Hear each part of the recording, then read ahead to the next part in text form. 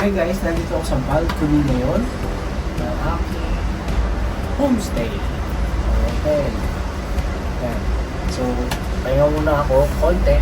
So far, nasa ano pa lang naman ako. Schedule doon tayo. Hindi na ako napunta ng Kowloon Park. Bukas na lang. Magpatry kong mag-jogging. So, actually, mag-unbox ako ng DJI Osmo Action camera.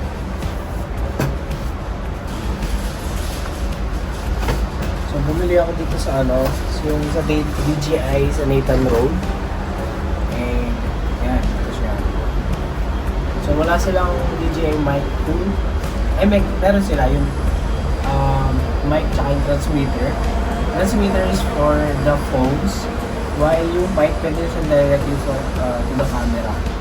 So, kung phone yung gamit mo, kailangan ng transmitter. Sabi ng nag-assist sa akin. Wala din DJI mic mini. Pinag-iisipan ko kung yun kukunin ko. And to be honest, wala akong review dun sa dalawa. Wala akong alam dun sa dalawa. Basta papanood ko lang yung compatible for this product is DJI mic 2. So, I hope na malinaw yung audio for na. So, babawi tayo. Mamaya, pupunta tayo sa DJI Causeway Bay. So, para bumili ng mic if ever na meron. Ayan, DJI. Yan, so far, okay naman yung audio ko for now sa phone. Kasi ang layo eh. So, 1, 2, 3, 4. Almost 4 na dangkal. 4 dangkals. Ay. So far, my experience in Hong Kong, it's nice, it's good. The food is okay so far. This is just my honest feedback or realization. So the food is okay.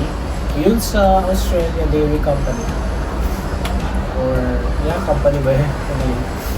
Yun yung nag-enjoy ako dun sa soup, macaroni soup, and sa English breakfast. No. The bread and the egg, scrambled egg. So may something different dun sa lasa ng egg. So anyway, going back to our unbox. Ito yung agenda na video natin today. DJI. So malaking purchase, kaya malaki ang resibo. Isang bag paper. Okay, so I'm not sure if merong tax-free or tax refund ang Hong Kong. I'll search about it. And ayun, aralin ko muna yung sa mics. Ano ba yung mas maganda? Since may free time pa naman siguro. Tapos, meron din kang pwede na mag-post sa Apple Watch. Nice. Okay, good to know. So, tabi ko lang ito. So, hindi ako nag-avail ng parang Apple Care ng DJI. Hindi mo na nag-avail. Pero sabi ni Kuya, pwede daw. So, yan na. Ito na ang ating binili. Guess what? Okay. Ito na yan. So, actually, nung pagkabigay sa akin, sabi ko, tulong ba? Kasi sabi, meron pa, combo kasi pinili ko, hindi lang yung unit. Mayroon pang kasama iba, dapat. So, yung extension rod, yung pang pole, yung simula lagay itong camera, dalawang extra battery, and yung battery case.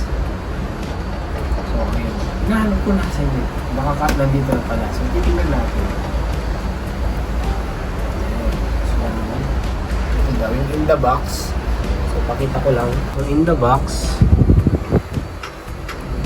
andyan yung camera, yung battery case, extension rod, locking screw, Type-C, may charging cable na, adapter mount, for mini yung isa, curved adhesive base, and then protective frame.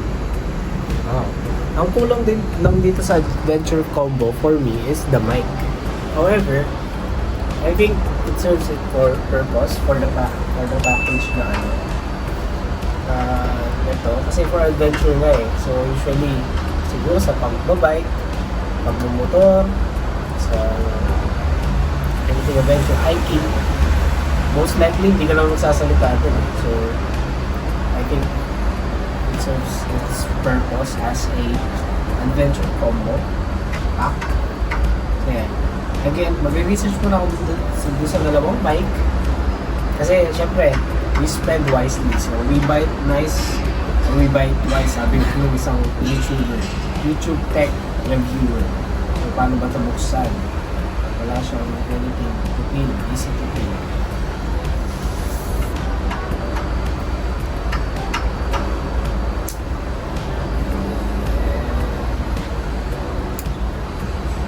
So, bakit ko ba gusto mag-bike? Nabanggit ko na kanina. Kasi mahina talaga yung bonus ko. Sabi ng girl ko, hina ng bonus mo. Pero para sa akin, nilakas na. Pag naman nilakasan ko, bakit ko ganun? Hirap, di ba? Hirap mag-adjust. So, ito na lang tayo sa natural volume natin. Mag-bike na lang tayo. Para ano. Tsaka ano ko eh, inverter. Ay, introvert pala. Introvert kasi ako eh, so kahit magmahina ang boses, okay na. With the mic check na. So yung DJI mic mini, hindi ko sure if may noise cancellation siya.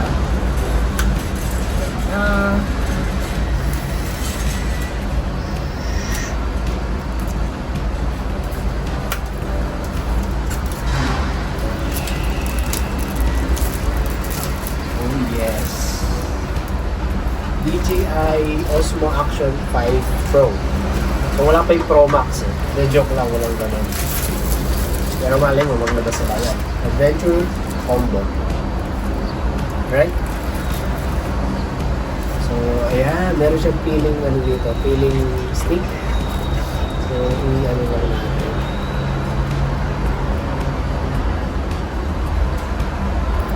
Woo! Satisfaction! Okay, mabuting tao tayo. Tatapon mo na lang.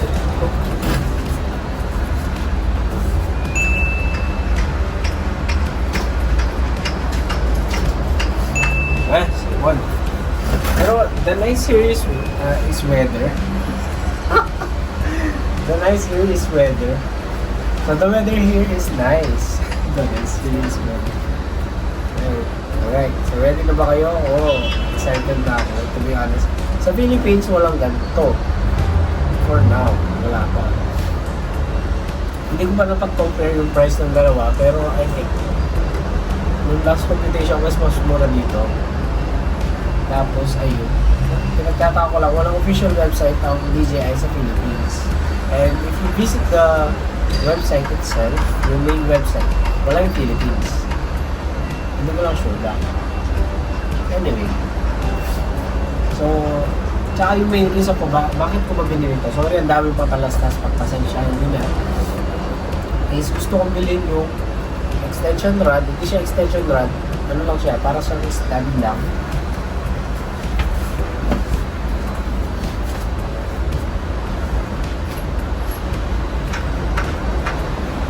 Para siyang ganito lang, pero hindi ito yun.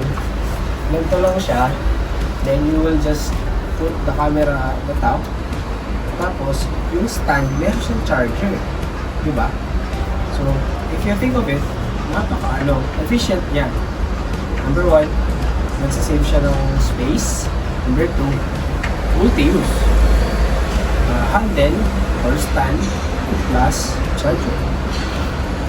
If you think of it, ang ganda siya. Pero I realized din sa store na tinanong ko kasi pwede siyang gamitin habang pwede siyang i-charge habang ginagamit. Sabi ni Kuya, hindi siya pwede underwater. Parang hirap naman gagamitin mo siya nag-charge din. Tapos, another reason is parang mas mabilis mag-degrade yung battery if you're using it while charging. So, same case sa mga phones. Di ba, hindi rin maganda yung ginagamit mo habang charge. So, I've come to realize na yun, parang mas maganda ngayon another set of batteries na lang instead of charging it while using it. Although the battery of the DJI is good compared to GoPro, and ano saying, it's the 360 Ace Pro 2. So I reviewed them. So pinakamahabang buhay ay yung DJI Osmo Action 5 Pro. So yan. That being said, natuloy na lang ako itong electric phone. Which is, I think it's a good purchase and it's a good deal. So, ayan. Hasselblad yata yung branch na pagbilhan ko. Right? Alright, let's go. Thank you, Lord, for the blessings. Let's open it. Ayan. So, POV ang peg. So, open na natin yan. Yan na.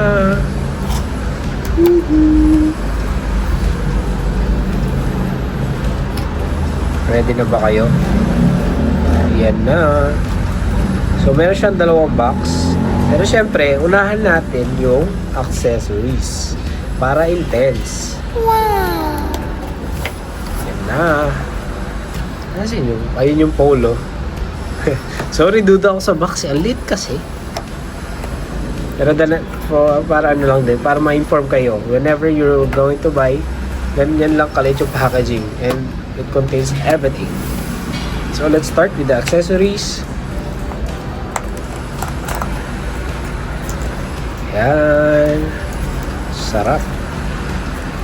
Ito yung ano ba to? Lang baka maulog. So, I think ito yung adapter ng Mini. So, yan, Mini. Check na natin yung Mini. Ito yung Type-C cable charger. Then, mga manual na hindi natin binabasa. Let's be real here. And a sticker. Wow.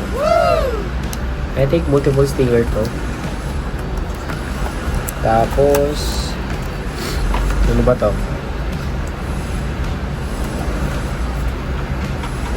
Oh, okay. I think if we will scan this directo sa DJI app, hindi ko pa na-try. And yun na. So, isa lang adapter. Bakit? So, ito na yung battery case with the 2 extra batteries. I think nandito lahat. Wow. Fingerprint magnet. So, una na natin itong unplastic. Yan, unplastic tayo mga sir. So, paano ba ito? Dito. Yan.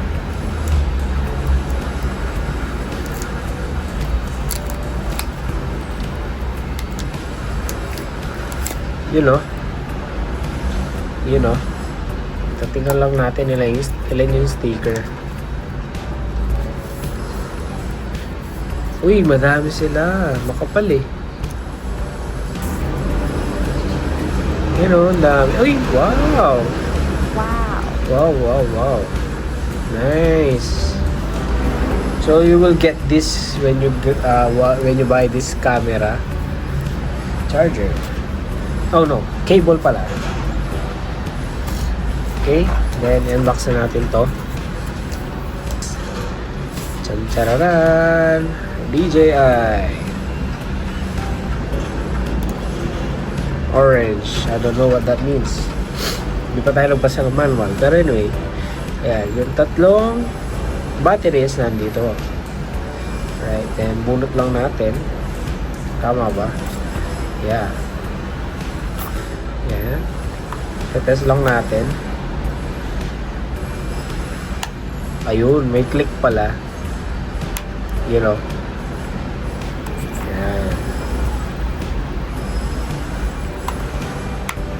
Yun. So, kailangan i-push pa. So, dito na tayo sa another box.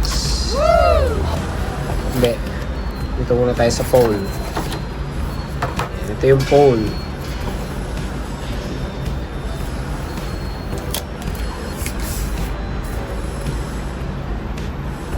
So, yan.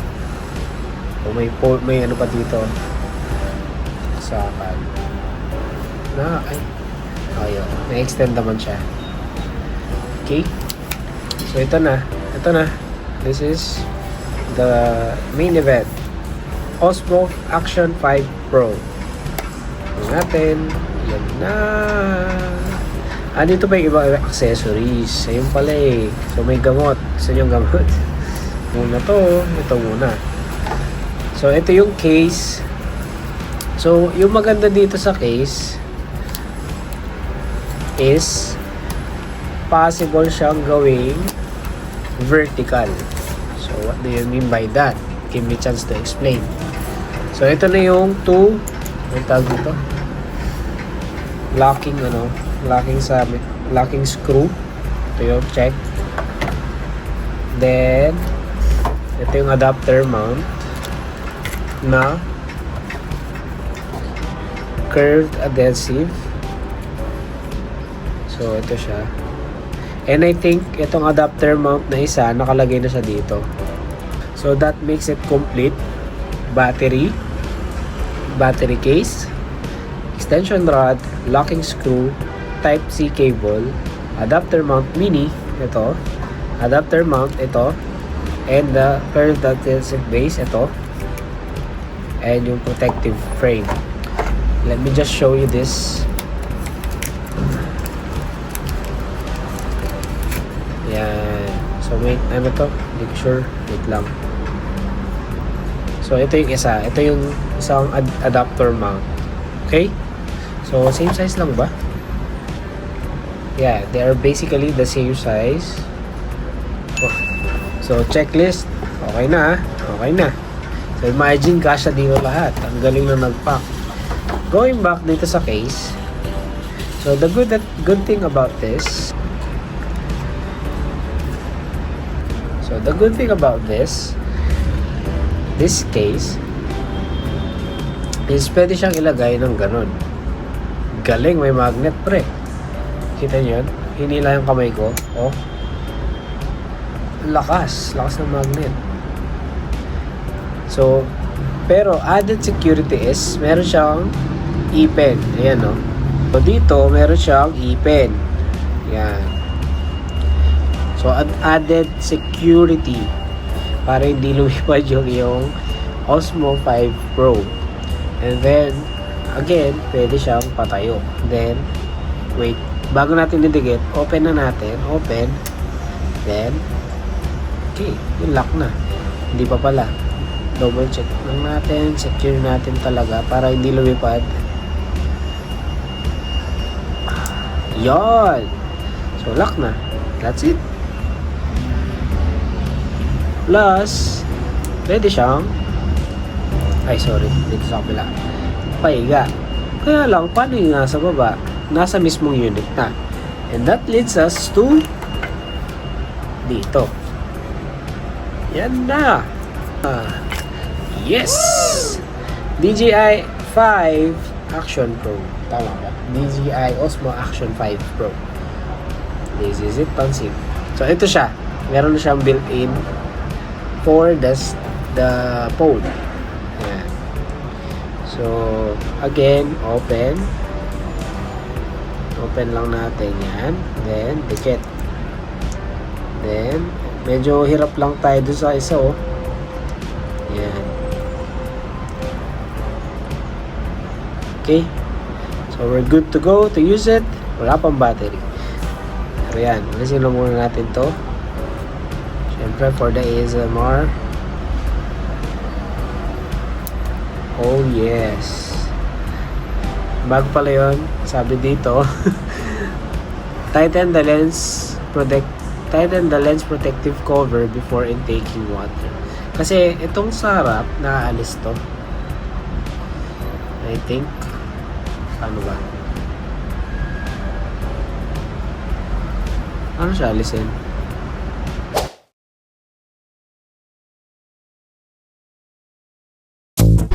So dito tayo ngayon sa Causeway Bay.